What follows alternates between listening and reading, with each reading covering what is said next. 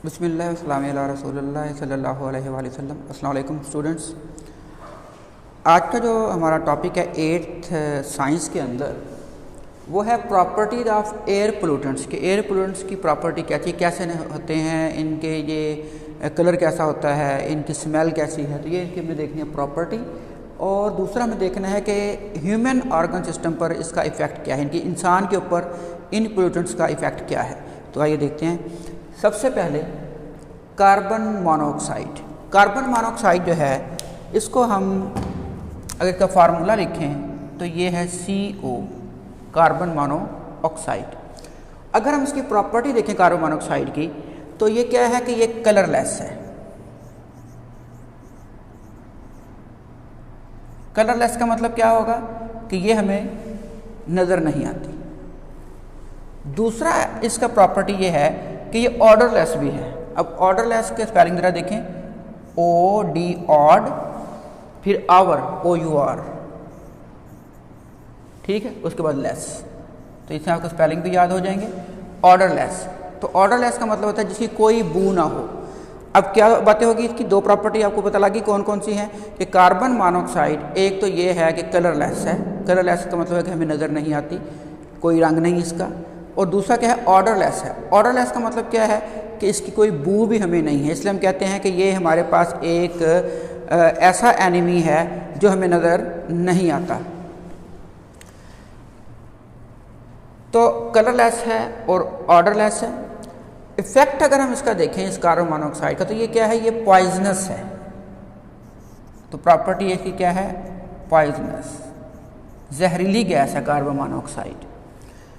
अगर हम इंसान के ऊपर इसका इफेक्ट देखें कि कार्बन मोनोऑक्साइड का इंसान पर इफेक्ट क्या है, तो सबसे पहले जो है ना इसके अंदर वो ये है कि ये इंसान के अंदर ये पैदा करेगी हेडेक। हेडेक का मतलब क्या है, सर में दर्द होगा। सर में दर्द होने के बाद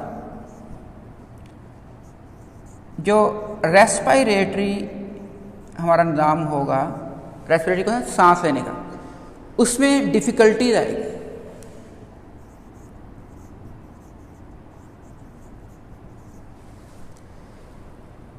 तीसरा ये है कि जो कार्बन मोनोऑक्साइड है जब ये हम इनहेल करेंगे, अब जिस्म के अंदर लेके जाएंगे तो हमारा जो ब्लड है उस ब्लड के अंदर से हीमोग्लोबिन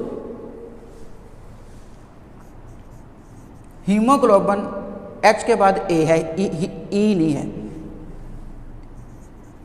हीमोग्लोबिन। ये जो हीमोग्लोबिन है ये कहता है कि बाइंड कर जाती है किसके साथ, कार्बन मोनोऑक्साइड के साथ। यानी कि हीमोग्लोबिन का काम क्या है कि ये ट्रांसपोर्ट करती है ऑक्सीजन की। जैसे हम सांस ले रहे हैं तो अब ऑक्सीजन कहाँ गई, हमारे लंग्स के अंदर गई, लंग्स से कहाँ जाएगी, ब्लड में, और ब्लड में कौन इसको रिसीव करेगा, हीमोग्लोबिन। और इस ऑक्सीजन को क्या करेगा, वो पूरे जिस्म के अंदर हर सेल के पास पहुँचा देगा, क्योंकि हमारा हर सेल लिविंग है और हर लिविंग चीज़ क्या कर रही है, वो सांस ले रही है। अब वो सांस जो है वो किसके जरिए, ऑक्सीजन के जरिए। अगर हीमोग्लोबिन के सामने दो मॉलिक्यूल हों, एक कार्बन मोनोऑक्साइड का और एक किसका हो, ऑक्सीजन का, तो कार्बन मोनोऑक्साइड जो है ये बाइंड होगी पहले किसके साथ, हीमोग्लोबिन के साथ। ऑक्सीजन बाइंड नहीं होगी, तो प्रेफर करेगी इसको बोला कार्बन मोनोऑक्साइड। अब ये कार्बन मोनोऑक्साइड कहाँ चली जाए, हमारे सेल के पास। तो हमारा सेल तो ऑक्सीजन के जरिए सांस लेता है, वो कार्बन मोनोऑक्साइड के जरिए सांस नहीं लेता। तो उससे क्या होगा कि ऑक्सीजन जो है वो जिस्म के अंदर उसकी मिकदार क्या होती जाएगी, कम होती जाएगी। जब ऑक्सीजन की मिकदार कम होती जाएगी तो एक वक्त ऐसा आएगा कि हमारा जो ब्रेन है ये क्या हो जाएगा, ये इसको ऑक्सीजन की मिकदार जब नहीं मिलेगी तो हम कोमे में जा सकते हैं और इससे अल्टीमेटली क्या हो सकती है, डेथ भी हो सकती है। आपने ये सर्दियों के अंदर सुना होगा कि ये इंस्टेंट गैस हीटर होते हैं, ये पानी गर्म करने वाले फ़ौरन। तो वो कहते हैं कि अगर इन्हें कमरे के अंदर यानी कि बाथरूम के अंदर लगाएं तो कई लोगों की मौत वाक़या हो चुकी। उसकी बेसिक वजह क्या थी कि वो जो हीटर था उसमें ऑक्सीजन जब कम होगी तो जब हीटर गैस को जलाएगा तो उससे कार्बन डाइऑक्साइड की बजाय क्या बनेगी, कार्बन मोनोऑक्साइड बनेगी। तो कार्बन मोनोऑक्साइड इनकम्प्लीट बर्निंग से बनती है। अब वो जो कार्बन मोनोऑक्साइड थी वो जो नहा रहा होता था या कोई भी उसको वो जब सूंघता था तो वो अब क्या है, कलरलेस है वो देख भी नहीं सकता है भी कि नहीं है, ऑर्डरलेस है बू भी उसकी कोई नहीं है, लेकिन है क्या, ये जहरीली गैस है। तो वो जैसे वो सूंघता था तो हीमोग्लोबिन उसकी कार्बन मोनोऑक्साइड क्या करती थी, कैच कर लेती थी। अब वो आगे सेल को ऑक्सीजन की बजाय क्या दे रही, कार्बन मोनोऑक्साइड, और सेल जो है वो तो ऑक्सीजन के जरिए जिंदा रहेंगे, तो अब सेल की मौत वाक़ होना शुरू हो जाएगी या वो वीक होना शुरू हो जाएंगे, जिसकी वजह से इंसान जो है वो पहले बेहोश होता है और उसके बाद क्या हो जाता है, उसकी डेथ हो जाती है। तो ये था इफेक्ट किसका भला, कार्बन मोनोऑक्साइड का। दूसरा हम देखें तो दूसरा हमारे पास एयर पोल्यूटेंट दिखाया गया हुआ है सल्फर डाइऑक्साइड, तो इसको हम लिख सकते हैं SO2, sulphur dioxide gas. Property अगर देखें तो ये सल्फर डाइऑक्साइड गैस भी जिस तरह ये कलरलेस है तो ये भी क्या है, ये भी कलरलेस है, लेकिन ये कार्बन मोनोऑक्साइड ऑर्डरलेस थी, ये ऑर्डरलेस नहीं है, ये इरिटेटिंग है। इरिटेटिंग का मतलब ये है कि ये चुभन से हमें महसूस होगी या हम जो है ना इसके अंदर आराम महसूस नहीं करेंगे, तो इरिटेट करेगी हमें। तो इसकी जो स्मेल होगी वो क्या होगी, इरिटेटिंग होगी, इसकी स्मेल का पता लग सकता है, लेकिन इसका कलर नहीं है। तीसरी इसकी प्रॉपर्टी ये है कि अगर ये सल्फर डाइऑक्साइड कहाँ जा रही है, फ़ज़ा के अंदर ऊपर जा रही है, एटमॉस्फेयर के अंदर जा रही है, तो एटमॉस्फेयर के अंदर जो सल्फर डाइऑक्साइड गैस है ये मिल जाएगी किसके साथ, अगर रेन वाटर के साथ मिलती है तो ये बनाती है एसिड रेन। तो ये अगली क्लास में आप पढ़ेंगे सल्फ्यूरस एसिड बनेगा H2SO3, ठीक है ना, सल्फ्यूरस, और H2SO4 क्या होगा, सल्फ्यूरिक एसिड। तो जो दो तरह के एसिड बना सकती है ये, एक सल्फ्यूरस एसिड और एक सल्फ्यूरिक एसिड। तो इस तरह ये क्या करेगी, एसिड रेन का बायस भी बन सकती है। तो प्रॉपर्टी भी कितनी हमने देखी, 3। कौन कौन सी चीज़ देखी है हमने, कि सल्फर डाइऑक्साइड गैस जो है वो क्या है, कलरलेस है, लेकिन क्या है, ये इरिटेटिंग है। सल्फर डाइऑक्साइड जब वाटर रेन वाटर से मिलेगी, बारिश के पानी से मिलेगी, तो कौन सी रेन बनेगी, वो हमारी एसिड रेन होगी। अब आ जाते हैं इसके इफेक्ट की तरफ। इफेक्ट सबसे पहला जो है ना इसका वो क्या है, कि वो ये यहाँ पे है कि ये है रेस्पिरेटरी डिसऑर्डर्स, यानी कई बीमारियां पैदा करेगी। कौन सी वाला, सांस की बीमारियां जिसके अंदर दमा है,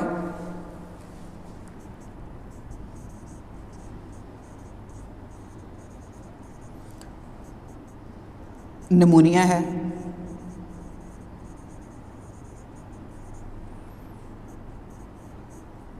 ब्रोंकाइटिस है,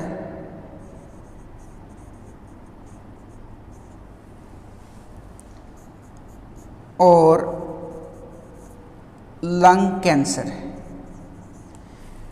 तो ये वाली बीमारियां जो है ना ये पैदा कर सकती है किसके अंदर, इंसान के अंदर, कि उसका रेस्पिरेटरी डिसऑर्डर के अंदर बहुत सारी बीमारियां हैं, उसे एम्फीसीमिया भी है, एदमा है, निमोनिया, ये सारे रेस्पिरेटरी डिसऑर्डर ही हैं। तो एदमा क्या है, ये होता है इंसानों को किसकी वजह से, एलर्जेंट की वजह से। तो अब यहाँ पे सल्फर डाइऑक्साइड क्या होगी, एज अ एलर्जेंट होगी, कि ये एलर्जी पैदा कर रही है उसके अंदर जाके, उसके रेस्पिरेटरी सिस्टम में। तो जब एलर्जी की तो पैदा करेगी तो उससे क्या होगा, उसको दमा हो जाएगा। नमूनिया में क्या होगा कि जब सल्फर डाइऑक्साइड जाएगी किसके अंदर, हमारे जिस्म के अंदर, तो जो लंग्स हैं उन वो पहले ट्रेकिया होता है, ट्रेकिया के बाद क्या होता है, ब्रोंकाई, ठीक है, ब्रोंकाई जो है डिवाइड होकर ब्रोंक्यूल्स बनाते हैं, एंड पे एल्वियोलाई बैक्टी, जिसे हम कहते हैं कि ये आगे जो है ना अंगूर के गुच्छों की तरह है जिसके अंदर हवा पहुंचती है। इसके अंदर जो है ना किसी भी वजह से इसके अंदर पस बनना शुरू हो जाए, तो पस बनना शुरू हो जाएगी तो उससे क्या होगा कि जो ऑक्सीजन की हम कहेंगे कि ब्लड के साथ मिलना है वो क्या हो जाएगा, कम हो जाएगा। तो जब इसके अंदर पस बनेगी तो हम कहेंगे कि अब ये क्या बन गई, अब ये बीमारी जो है वो क्या बन गई, निमोनिया बन गई। अब देखिए कोरोना की वजह से भी निमोनिया हो रहा है, तो कोरोना जो है वो जब जाएगा तो वो भी क्या बनाएगा, पस बनाएगा एल्वियोलाई के अंदर, लंग्स के अंदर, तो जिसकी वजह से क्या होगा, ऑक्सीजन जो है वो उसका एब्जॉर्ब होना कम हो जाएगा और ये शक्ल अख्तियार कर जाएगी किसकी भला, निमोनिया की। ब्रोंकाइटिस में क्या होता है कि जो ट्रेकिया है, ये हमारी सांस की नाली है, ये आगे दो हिस्सों में डिवाइड है, हमारे पास एक लंग इधर है, एक लंग इधर है, ठीक है। तो ये ब्रोंकाई और एक को ब्रोंकस कहेंगे। तो ये ब्रोंकाई जो है इसके अंदर क्या होता है कि ये सुकड़ जाता है, नैरो, इसकी जो ल्यूमन है वो क्या हो जाएगी, नैरो हो जाएगी। तो उससे क्या होगा कि जो हवा है, जो सांस हम ले रहे हैं, उसकी जो मिकदार है वो जो लंग्स के पास जाएगी वो क्या हो जाएगी, कम हो जाएगी। ठीक है, तो उसे सांस लेने में दुश्वारी पेश आएगी, तो ये हमारे पास क्या हो जाएगा, इससे ब्रोंकाइटिस हो जाएगा। और लंग कैंसर, कैंसर क्या चीज़ है, दो लफ्ज़ों में इसको बयान किया जाए तो हम कहते हैं अनकंट्रोल्ड सेल डिवीजन, कि जो सेल है वो उसका डिवाइड होता जाए वो रुके ही ना। तो जब लंग्स के अंदर इसी तरह होगा कि सेल डिवाइड होता जाएगा, और वो डिवाइड किसकी वजह से हो रहा है कि वो सल्फर डाइऑक्साइड गैस ने उसके कोई जीन को म्यूटेंट कर दिया, जीन उसका चेंज हो गया। क्या, कौन सा वाला, जिस जीन ने सेल डिवीजन को रोकना था। तो अब क्या होगा कि वो सेल क्या होता जाएगा, वो डिवाइड होता जाएगा। तो अनकंट्रोल्ड सेल डिवीजन क्या कहलाती है, कैंसर। तो अगर ये लंग्स के अंदर होगी तो उसे क्या कहेंगे हम, लंग्स कैंसर कहेंगे। तीसरा हमारे पास आ जाता है ऑक्साइड ऑफ नाइट्रोजन। तो ऑक्साइड ऑफ नाइट्रोजन में हमारे पास ये है कि ये भी कौन सी गैस है, ये भी है कलरलेस।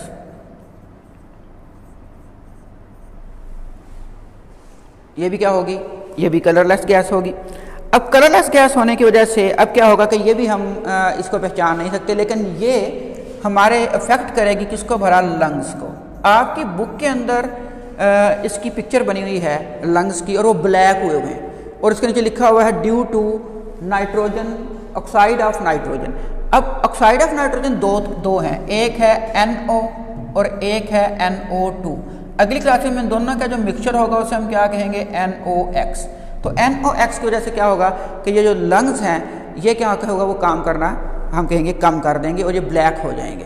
तो ये दूसरा जो है इसका कि नाइट्रोजन के जो ऑक्साइड हैं, ये भी अगर हम कहें कि इसमें NOx लिख रहा हूँ तो NOx का मतलब है mixture of NO and NO2। ये जब मिलेंगे किसके साथ, रेन वाटर के साथ, तो ये भी क्या करेंगे, ये भी एसिड रेन बनाएंगे। ये कौन सी रेन होगी, ये नाइट्रिक एसिड की होगी। तो ये जो चीज़ें कौन सी रेन बना रहे थे, सल्फ्यूरस एसिड या सल्फ्यूरिक एसिड की। तो इस तरह जो है ना ये हमारे ऊपर क्या होंगे, ये असरअंदाज होंगे। तो कौन कौन से हमने पढ़े हैं, सिर्फ 3 ही आपकी बुक के अंदर, हमने तीनों ही करने। पहला है कार्बन मोनोऑक्साइड, प्रॉपर्टी देखें कलरलेस। कलरलेस का मतलब क्या है, जिसका कोई रंग ना हो। ऑर्डरलेस, इसकी कोई स्मेल नहीं है। पॉइजनस, जहरीली गैस। अब इफेक्ट क्या है कि ये हेडेक करेगी, रेस्पिरेटरी डिफिकल्टीज होंगी, और हीमोग्लोबिन के साथ बाइंड हो जाएगी, तो ऑक्सीजन की कैपेबिलिटी क्या हो जाएगी, कम हो जाएगी। सल्फर डाइऑक्साइड जो है इसकी प्रॉपर्टी देखें कलरलेस है लेकिन इरिटेटिंग है, और सल्फर डाइऑक्साइड रेन वाटर से मिलकर क्या बनाती है, एसिड रेन बनाती है। इफेक्ट इसका देखें तो बहुत ज़्यादा, रेस्पिरेटरी डिसऑर्डर है, दमा है, नमूनिया है, ब्रोंकाइटिस है और लंग कैंसर है। ऑक्साइड ऑफ नाइट्रोजन जो है वो क्या है, NO और NO2 है, इनको इकट्ठा लिखें तो NOx लिखते हैं। ये भी कलरलेस है, और NOx अगर रेन वाटर से मिलती है तो क्या बनाती है, एसिड, और ये हमारे लंग्स के ऊपर क्या होती है, ये असरअंदाज होगी, और तकरीबन यही बीमारियाँ ये भी पैदा कर सकती हैं। तो अब हम देखेंगे हमारा दूसरा टॉपिक जो है वो है green house effect.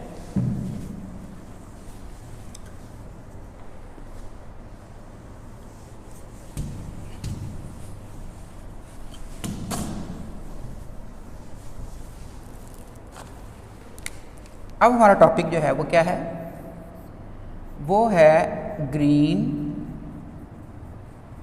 House effect. अब ग्रीन हाउस इफेक्ट क्या है, ग्रीन हाउस इफेक्ट ये है कि हमारे पास क्या हो, एक शीशे का घर हो। ये आप समझ लेंगे, ये हमने ये शीशे का घर बना लिया,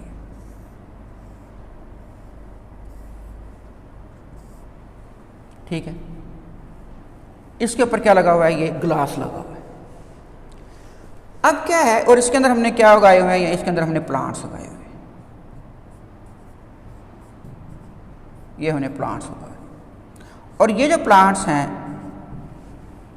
इन्हें अब चाहिए, ये विंटर के अंदर इनको चाहिए हीट, और मौसम कौन सा है, विंटर यानी सर्दी का। तो उसके लिए हम क्या करते हैं कि ये ग्रीन हाउस बनाते हैं। अब होगा क्या कि जब सूरज चमकेगा तो इससे जो रेज आएंगी वो इसमें से गुजर जाएंगी, किस में से भला, ग्लास में से।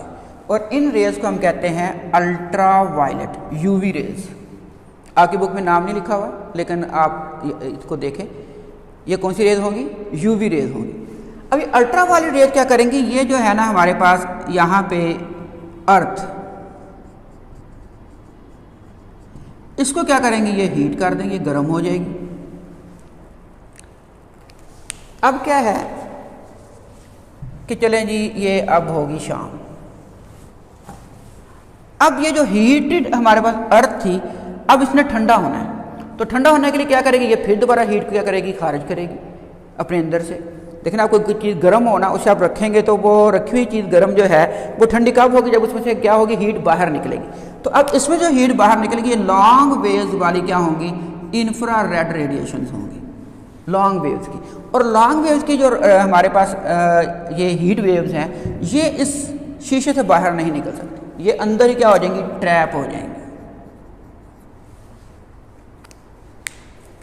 पहले कौन सी रेज आई, अल्ट्रा वाली रेज आई, वो उसने क्या कर दिया, हीट कर दिया अर्थ को। अब अर्थ जो है वो क्या होगी, वो हीट अप हो जाएगी। अब वो ठंडी होना चाहती है तो वो अब रेज खारिज करेगी इंफ्रारेड, जो कि लॉन्गर वेवलेंथ की होगी। लेकिन ये लॉन्गर वेवलेंथ वाली जो रेज होंगी, ये इस शीशे से, इस ग्लास से बाहर नहीं आ सकती, अंदर ट्रैप हो जाएंगी, जिसकी वजह से अंदर का माहौल दोबारा फिर क्या हो जाएगा, वार्म हो जाएगा। तो विंटर के अंदर हमने बगैर हीटर लगाए ही इसे क्या कर लिया, वार्म कर लिया। तो अब आपने देखा होगा कभी ये गांव की तरफ जाए ना, तो उन्होंने ना पॉलीथीन शीट वाइट कलर वाली वो पूरे के पूरे वो जो है ना उसके ऊपर अपने खेतों के ऊपर लगाई होती है। तो वो असल में क्या हो रहा होता है, वो यही हो रहा था, ग्रीन हाउस इफेक्ट। तो पॉलीथीन शीट के अंदर से भी क्या होता है, अल्ट्रावायलेट रेडिएशन गुजर सकती है, लेकिन इंफ्रारेड रेडिएशन जो है वो गुजर नहीं सकती। अब आपको एक और बात बताएं, अगर आप यानी कि कोई चीज़ है, हमारे पास ये बॉडी है, इस बॉडी के ऊपर इससे पहले क्या करें, इसे हीट करें। तो ये हीट जब कर देंगे, जब ठंडी करना होगा तो उसमें क्या होगा कि ये हीट रिलीज करेगी। अब जो रिलीज कर रही है वो वेव्स की शक्ल में कर रही है। ये होगी कौन सी लेंथ, लॉन्गर वेवलेंथ।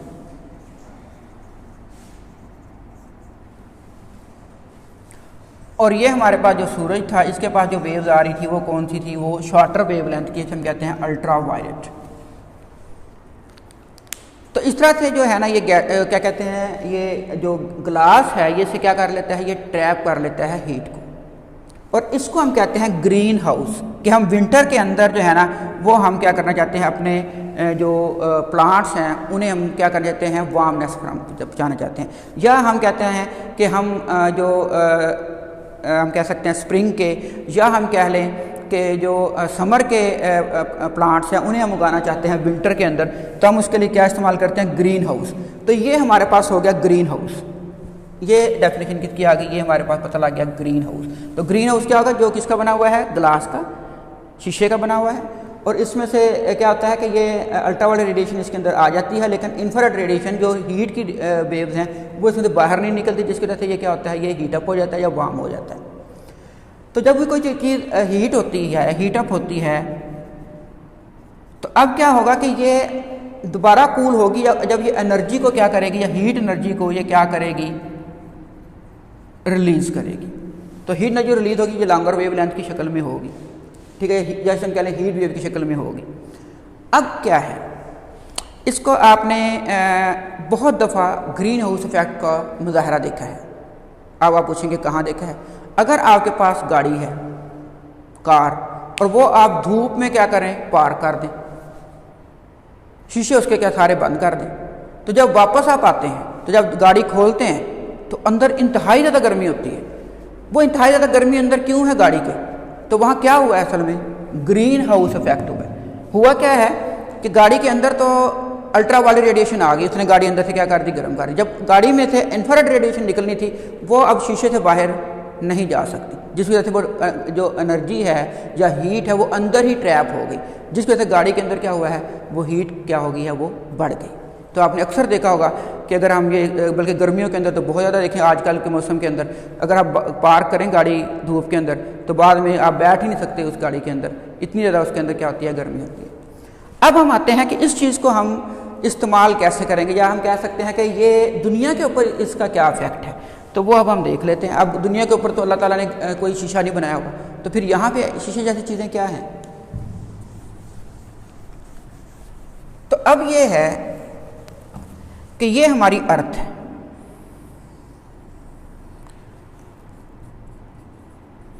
इस अर्थ को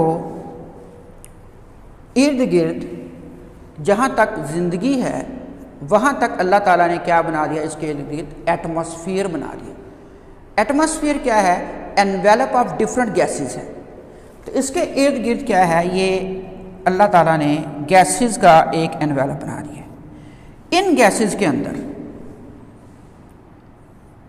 मीथेन गैस,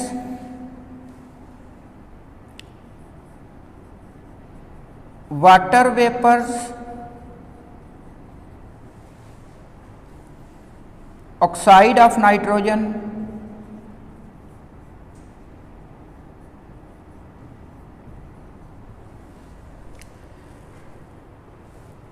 और कार्बन डाइऑक्साइड, इनके अंदर ये सलाहियत है कि ये एनर्जी जो ज़मीन से निकल रही होगी उसे क्या कर सकते हैं, ट्रैप कर सकते हैं। जैसे किसने ट्रैप किया था, जैसे हम कहते हैं ग्रीन हाउस के अंदर ग्लास ने ट्रैप किया था। अब क्या होगा, फिर दोबारा यहाँ पे हम बना लेते हैं, ये सन है। अब सन से कौन सी वेव्स आएंगी, अल्ट्रा वायलेट रेडिएशन। ये अल्ट्रा वायलेट रेडिएशन कहाँ आ गई, ज़मीन पे आ गई। अब इस सूरज की रोशनी की वजह से ज़मीन क्या हो जाएगी, ज़मीन का ये वाला हिस्सा जहाँ पे सूरज की रोशनी पड़ रही है ये गर्म हो जाएगा। अब ये गर्म होने के बाद अब इसमें से जो रेज निकलेंगी ज़मीन के अंदर से वो क्या होंगी, वो होंगी इंफ्रारेड वेव्स। तो वो लॉन्गर वेवलेंथ वाली होंगी। अब वो क्या होगा, वो ट्रैप हो जाएंगी किसके अंदर, इन गैसेस की वजह से। तो ये बाहर नहीं निकल सकेंगी, ये इसी में क्या हो जाएंगे, ये ट्रैप हो जाएंगे। हम कहेंगे रिफ्लेक्ट बैक भी हो सकती हैं, इनसे टकरा के रिफ्लेक्ट बैक हो सकती है। आगे बुक में ऐसे बना हुआ होगा, ठीक है। और ये इसके अंदर क्या हो जाएगी, ये ट्रैप हो जाएगी। किन गैसेस के अंदर ट्रैप होगी, methane gas, water vapours, oxide of nitrogen और कार्बन डाइऑक्साइड। जब कितना ट्रैप हो जाएगी तो वैसा ही हो जाएगा जैसे कि किसके अंदर हुआ था, ग्रीन हाउस के अंदर हुआ था, कि जब एनर्जी ट्रैप हो जाएगी तो ज़मीन जो है वो क्या हो जाएगी, वो गर्म हो जाएगी, वार्म हो जाएगी दोबारा। फिर इसका एटमॉस्फेयर सारे का सारा क्या हो जाएगा, वो गर्म हो जाएगा और टेम्परेचर क्या हो जाएगा, इंक्रीज हो जाएगा। एटमॉस्फेरिक टेम्परेचर जो है ये क्या हो जाएगा, इंक्रीज हो जाएगा। और इसे हम क्या कहेंगे, ग्रीन हाउस इफेक्ट। कि जिस तरह ग्लास वाला हमारे पास ग्रीन हाउस था शीशे का, जिस तरह उसके अंदर हुआ है टेम्परेचर इंक्रीज हुआ है, वैसे ही यहाँ टेम्परेचर इंक्रीज हो गया है। और यहाँ पे ग्लास वाल की बजाय ग्रीन हाउस गैसेज ने अमल किया है। ये सारी की सारी गैसेज जो हैं ये क्या खिलाएंगी, ये खिलाएंगी ग्रीन हाउस गैसेज। और ये जो फिनोमेना होगा जिसकी वजह से ये अर्थ जो है एटमॉस्फेरिक टेम्परेचर जो है वो इंक्रीज हुआ है, इससे हम क्या कहेंगे, ग्रीन हाउस इफेक्ट। अब आपने देखा होगा कि जितनी भी गर्म चीज़ें हैं, हम लोग गर्म हैं, हमारा टेम्परेचर 37 डिग्री सेंटीग्रेड है, हम कहलाते हैं वार्म ब्लडेड।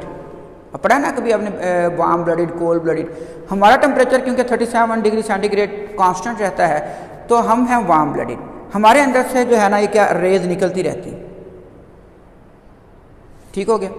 अब क्या है कि एक है नाइट विजन ग्लासेस, इलेक्ट्रॉनिक, ये आमली जो जिसकी मशहूरियाँ आजकल आ रही हैं, ये नहीं, इलेक्ट्रॉनिक हैं। और वो क्या करते हैं, वो इंफ्रारेड को क्या करते हैं, डिटेक्ट करते हैं। क्योंकि जितनी भी हॉट बॉडीज़ हैं उनमें से जो रेज निकल रही हैं उनको वो डिटेक्ट करेंगी, हॉट बॉडी की रेज को, जिसकी वजह से वो इमेज बनेगा, ठीक है। तो वो जो हमारे पास होंगे, यानी कि ये ज़्यादातर किसके पास होंगी, ये आर्मी के पास होंगी, ठीक है, ताकि वो किसको डिटेक्ट कर सकें, अपने एनिमी को डिटेक्ट कर सकें। तो आपने ये जो गेम है इसके अंदर भी देखा होगा, कौन सी वाला गेम जो आज बंद हो गई है, क्या नाम है इसका वाला, पबजी, हाँ पबजी के अंदर। तो उसके अंदर वो लगाता है गूगल और उससे वो देखता है। वो वजह क्या, क्यों नज़र आता है, क्योंकि हर हार्ड चीज़ के अंदर से क्या निकलेगी, ये वेव निकलेगी, लॉन्गर वेव लेंथ वाली। और ये लॉन्गर वेव लेंथ वाली वेव्स निकलने की वजह से हम उसको बॉडी को क्या कर सकते हैं, डिटेक्ट कर सकते हैं। अब फिर दोबारा देखें, ग्रीन हाउस इफेक्ट में क्या होगा कि जो सन है यहाँ से जो रेज आएंगी वो अर्थ को क्या करेंगी, हीट कर देंगी। फिर अर्थ में से रेज निकलेंगी ताकि वो ठंडी हो दोबारा। अब ये जो रेज इसमें से निकलेंगी ये ट्रैप हो जाएंगी, ये बाहर निकलने, अगर ना हो, ये एयर ना हो, ये अब 9th के बल्कि अंदर जाके पढ़ेंगे, 10th में बल्कि, अगर ये ना हो, एयर इर्द गिर्द कार्बन डाइऑक्साइड ना हो, तो टेम्परेचर जो है ना अर्थ का वो -22 हो जाएगा एवरेज। तो यहाँ पे तो अब हम रह रहे हैं, अब कितना टेम्परेचर, अब 40 चल रहा है। तो अगर ये ना गैसेस हों तो टेम्परेचर जो है वो हम कहते हैं फ्रीजिंग पॉइंट से भी नीचे चला जाए। तो अल्लाह ताला ने इनका एक क्या कहते हैं उसे बैलेंस रखा हुआ है, जिसकी वजह से इसका टेम्परेचर क्या रहता है अर्थ का, वो बैलेंस में रहता है। ठीक है, और अगर ये बढ़ता जाएगा तो आगे आ जाएगा ग्लोबल वार्मिंग के अंदर। तो फिर दोबारा देखें कि सन से जो रेज आएंगी वो क्या करेंगी, अर्थ को हीट करेंगी। फिर अर्थ से जो वेव्स निकलेंगी वो क्या हो जाएंगी, methane, water vapours, oxide of nitrogen, carbon dioxide में क्या हो जाएंगी, जो इर्द गिर्द गैसेज हैं इसके एटमॉस्फेयर के, उसमें ट्रैप हो जाएंगी। उसके ट्रैप होने से एटमॉस्फेयर क्या हो जाएगा, उसका टेम्परेचर इंक्रीज हो जाएगा। इस फिनोमेना को हम क्या कहेंगे, ग्रीन हाउस इफेक्ट, और इन गैसेज को क्या कहेंगे, ग्रीन हाउस गैसेज। इसको आप बुक से एक दफ़ा पढ़ें, ठीक है। और उसके बाद जो है इसको जो है वो आप देखें कि जो आपने प्रॉपर्टी पहले पढ़ी थी उनको याद करने की कोशिश करें। और अगर आपको कुछ समझ ना आए तो अपने रेलिवेंट टीचर से इसका क्या करें, इससे सवाल को पूछ लें।